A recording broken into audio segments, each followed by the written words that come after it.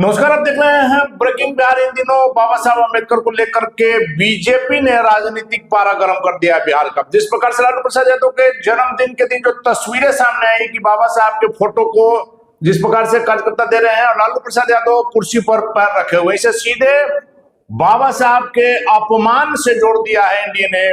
और चिराग पासवान 29 तारीख को राजगीर में बड़ा सम्मेलन करने जा रहे हैं, इस विषय में बात करेंगे। और चिराग पासवान की पार्टी के बिहार के प्रदेश प्रवक्ता रंजन सिंह हमारे साथ। रंजन सिंह जी, बाबा साहब अम्बेडकर का जो फोटो को लेकर के जो बवाल है, क्या नहीं माना जाए कि जो अमित शाह, गृह मंत्री अमित शाह को लेकर के जो बवाल हुआ था राज्यसभा में उनके वक्तव्य को लेकर, उसका बदला आप लोग ले रहे हैं?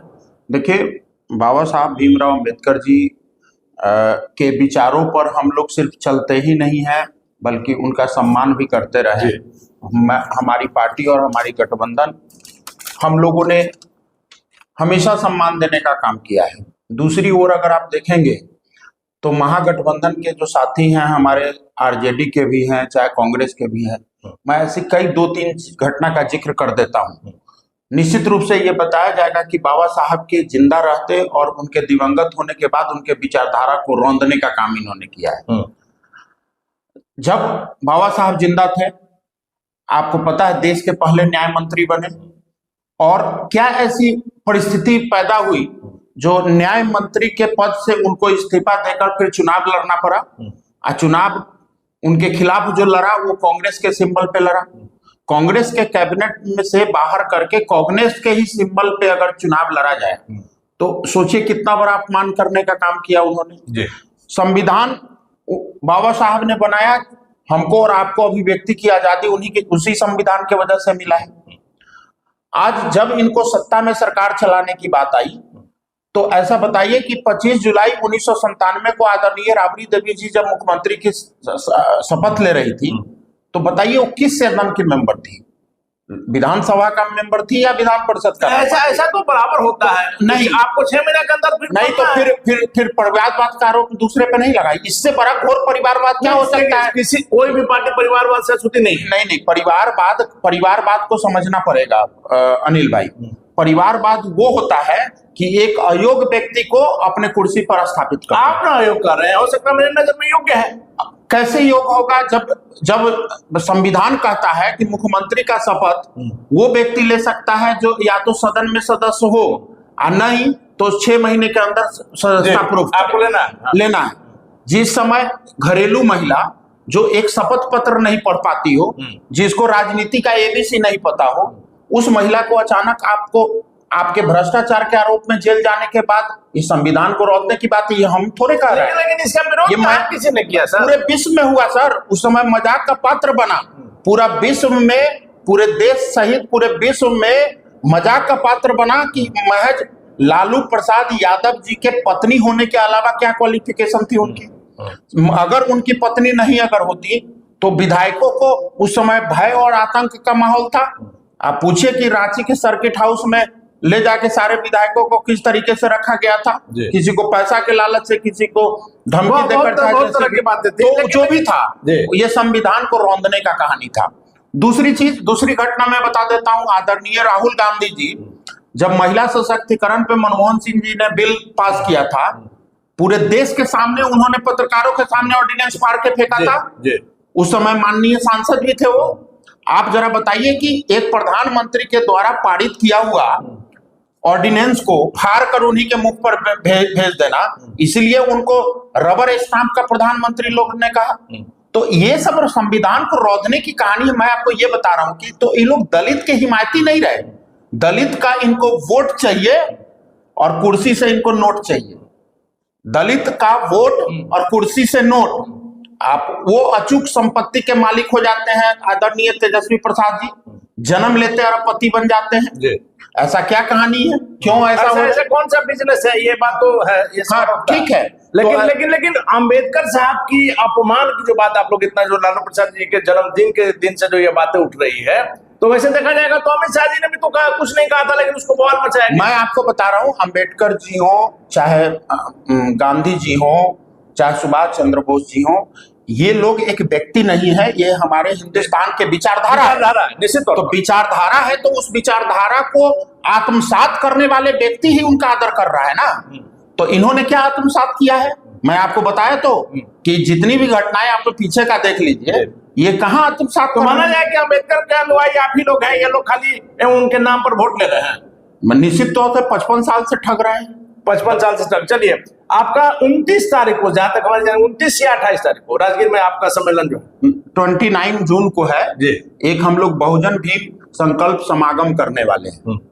ये हम लोगों का एक ऐसा संकल्प जिसमें बहुजनों के प्रति जो ढोंग करके जिस तरीके से वोट बैंक समझ के जिस तरीके से उनको रौंदने का काम किया, बहुजनों के हित की रक्षा नहीं किया, जिन्होंने बाबा साहब के सपनों को पूरा नहीं किया, ऐसे लोगों का चरित्र चित्रण हमारे राष्ट्रीय अध्यक्ष जी राजगीर के मैदान में खुलासा करेंगे कि इनके नाम पर वोट ले रहे हैं और कुर्सी के नाम पर नोट ले रहे हैं। चलिए, जिस प्रकार से चिराग पासवान के सांसद जो अरुण भारती हैं, जमुई से जो सांसद, उन्होंने आरजेडी को लेकर के निशाने पर जो लिया कि चारा आयोग और लारा आयोग और बेचारा आयोग का गठन होना चाहिए। अनिल साधु आरजेडी के नेता हैं, चिराग पासवान के रिश्तेदार में, उन्होंने कहा है कि घर जमा आयोग का गठन होने पर किस राजनीतिक दल का अध्यक्ष होगा, सवाल उठाया। देखिए, चारा आयोग और लारा आयोग और बेचारा आयोग जो हमने बोला हुआ है, हमारे अरुण भारती जी हमारे संगठन प्रभारी आदरणीय अरुण भारती जी ने बोला है। क्या गलत बोला है उन्होंने? सर, गलत सही हम चारा आयोग इसलिए जरूरी है क्योंकि ये विश्व का पहला राज्य है जहां पर स्कूटर पर भैंस लदा के जा रहा था जी। स्कूटर के नंबर प्लेट पे भैंस लदा के गया। ये पहला ऐसा बिहार राज्य है जहां पर जानवरों का चारा इंसान ने खा गया। तो ऐसे कई आरोप है। लारा मतलब आप समझ लीजिए, लालू और राबड़ी, ये तो मैं नहीं कह सकता लेकिन आप कह सकते हैं। लेकिन लारा आयोग करना बनाना हो, चाहे भौजाई आयोग बनाना हो, चाहे भाई आयोग बनाना हो, ये तो उनका विषय है बनाना। लेकिन वो बनाएंगे तब ना जब सत्ता में आएंगे। सत्ता तो हो गया दूर, इनके मंसूबे हो गए चकनाचूर। चलिए, चकनाचूर हो गए। तेजस्वी यादव ने भी बड़ा सवाल उठाया है कि जमाई आयोग तो बन गया है, अब जीजा आयोग भी बनाना चाहिए। इन दिनों जब से आयोग का गठन हुआ है, आप लोग जो है विपक्ष के निशाने पर, ये भटकाने वाला है। इनके पास तो विकास के मुद्दों पर विरोध करने के लिए तो कुछ बचा नहीं।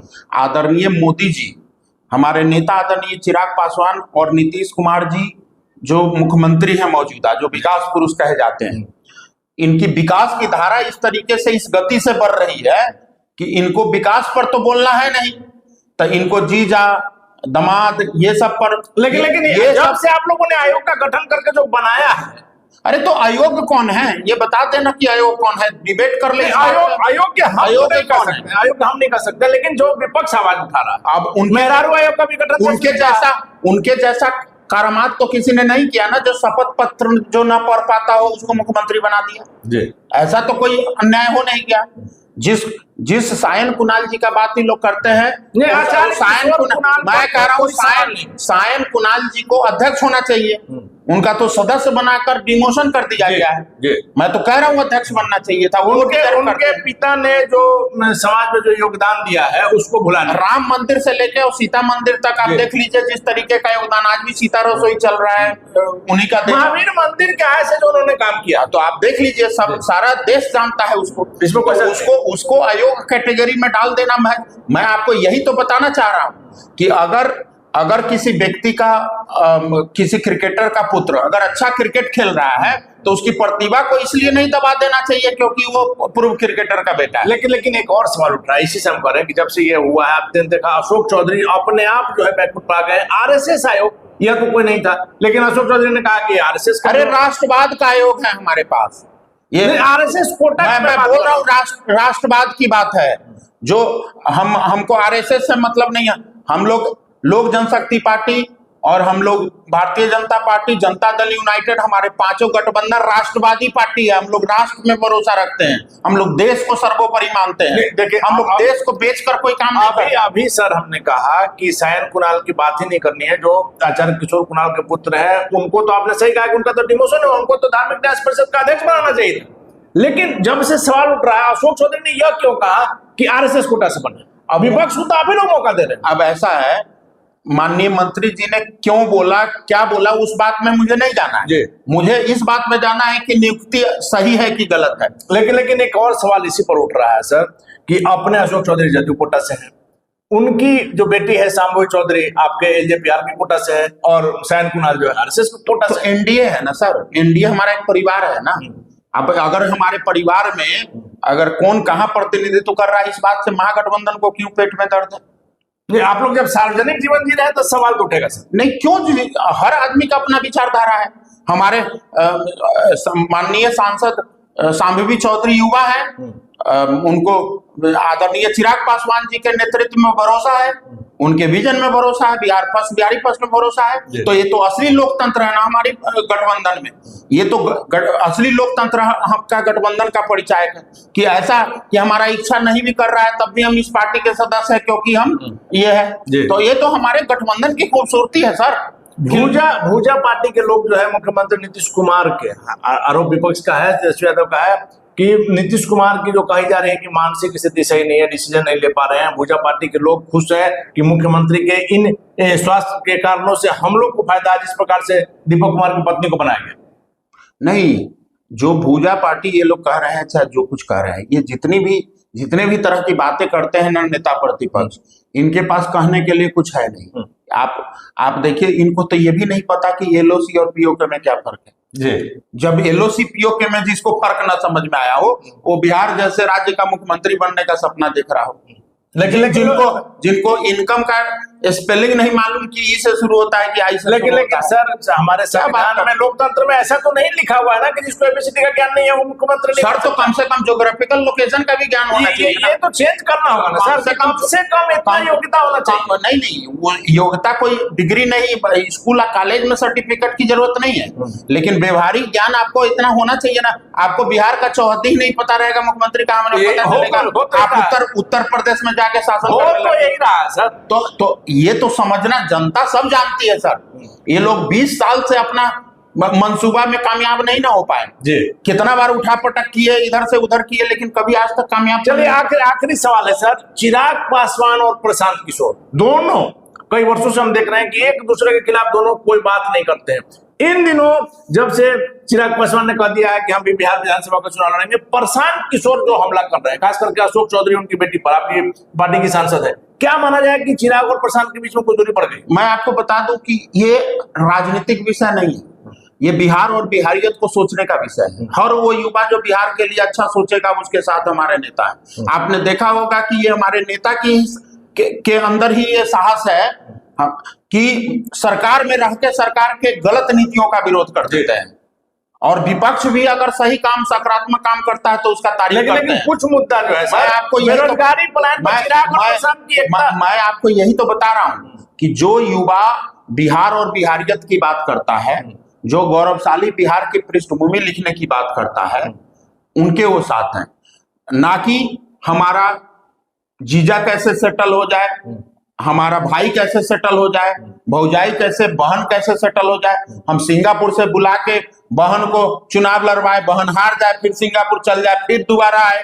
तो ये सब चक्कर में हम लोग का चक्कर सिर्फ है बिहार और बिहारियत। हमारे नेता ने साफ कहा है कि हमें सरकार में रहकर हो या सरकार से बाहर हो, हम किसी भी तरीके से हम अपने जो एजेंडा है बिहार फर्स्ट या बिहारी फर्स्ट के एजेंडा को नहीं छोड़ सकते। चलिए, तो रंजन सिंह ने विरोधियों को सही जवाब दे दिया है, और सीधे तौर पर चिराग पासवान का लगातार कहना है कि मेरे लिए बिहार फर्स्ट है, कोई गठबंधन, कोई सरकार का महत्व नहीं है, बिहारियों को आगे करना है, बिहार को फर्स्ट करना है। और 29 तारीख को राजगीर में चिराग पासवान उन नामों का खुलासा करेंगे जो दलित के नाम पर, बाबा साहब अम्बेडकर के नाम पर वोट लेते हैं लेकिन जनता का काम नहीं करते हैं। 29 तारीख को हमारी भी निगाह बनी रहेगी कि चिराग पासवान उन कौन नामों का खुलासा करते हैं। और लगातार हमने कहा है कि बिहार की राजनीति में जब भी चिराग पासवान पटना आते हैं राजनीतिक पारा चढ़ जाता है। वैसे 29 तारीख के चिराग पासवान के प्रोग्राम पर हमारी नजर बनी रहेगी। फिलहाल बना रहा है ब्रेकिंग न्यूज।